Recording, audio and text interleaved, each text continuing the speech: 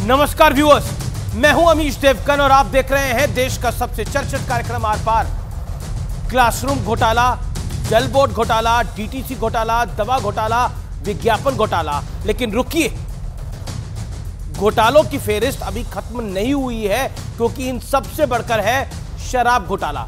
यानी भारतीय जनता पार्टी ने अरविंद केजरीवाल की सरकार के खिलाफ करीब दर्जन भर घोटालों का आरोप पत्र तैयार कर रखा है। कई मामलों में जांच भी चल रही है और आम आदमी पार्टी के कई दिग्गज नेता इस समय जेल में भी हैं। और अब जांच की आंच अरविंद केजरीवाल दिल्ली सूबे के मुख्यमंत्री तक पहुंच चुकी है। शराब घोटाले में ईडी केजरीवाल का सवालों से सामना कराना चाहती है, लेकिन आम आदमी पार्टी कह रही है कि यह केजरीवाल को गिरफ्तार करने की एक बड़ी चाल है। इसलिए केजरीवाल उल्टे ईडी पर ही सवाल दाग रहे हैं। लेकिन ईडी से कन्नी काटने वालों में आज एक नया नाम जुड़ा है। कल लैंड फॉर जॉब मामले में लालू यादव के सुपुत्र और बिहार के डिप्टी सीएम तेजस्वी यादव की पेशी होनी है। लेकिन सूत्र बता रहे हैं कि केजरीवाल और हेमंत सोरेन के बाद अब तेजस्वी यादव भी ईडी के सामने पेश नहीं होंगे। सवाल है कि अगर सांच को आंच नहीं है तो फिर जांच पर इतनी बेचैनी क्यों है विपक्ष के नेताओं को। आज इसी मुद्दे पर होगी देश की सबसे बड़ी बहस। क्या डर के आगे जेल है? आज का कार्यक्रम इसी पर।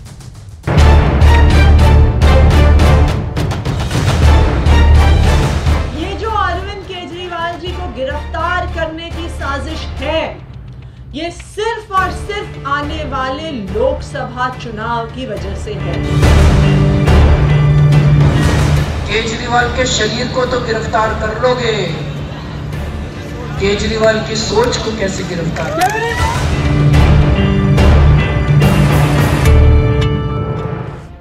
दिल्ली की शराब नीति के कथित घोटाले की जांच की आंच अब अरविंद केजरीवाल के इर्द गिर्द पहुंच गई है। लेकिन अरविंद केजरीवाल ने 3 नोटिस मिलने के बावजूद ईडी के सामने पेश होने से साफ इनकार कर दिया।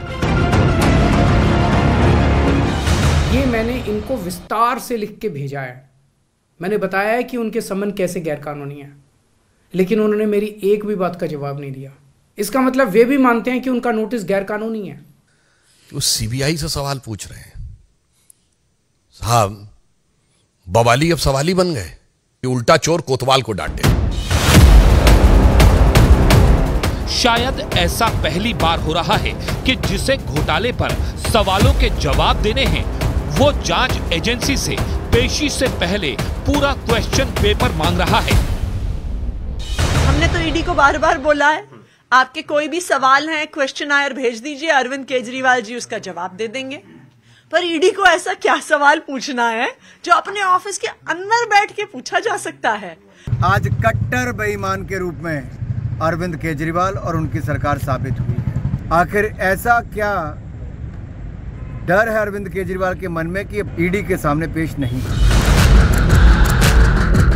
उधर दिल्ली के अस्पतालों में फर्जी दवाओं का मामला अभी शांत भी नहीं हुआ था कि उपराज्यपाल वीके सक्सेना ने मोहल्ला क्लिनिक में पैथोलॉजी और रेडियोलॉजी टेस्ट में फर्जीवाड़े की जांच सीबीआई से कराने की सिफारिश कर दी है।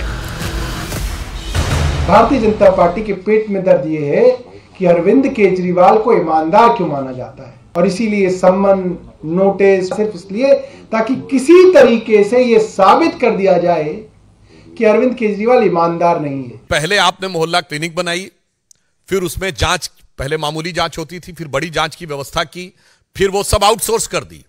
यानी कुछ कुछ वैसा ही जैसा शराब घोटाले में हुआ था। अभी तक तो दारू का घोटाला था, अब दवा का घोटाला भी हो गया।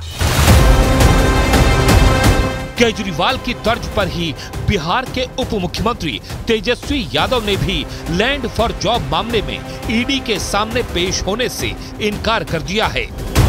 तेजस्वी की पेशी 5 दिसंबर को थी। बड़ा सवाल यह है कि जांच के दायरे में फंसा हर व्यक्ति खुद को बेगुनाह बता रहा है, तो जांच का सामना करने से कतरा क्यों रहा है? आज इसी पर होगी देश की सबसे बड़ी बहस।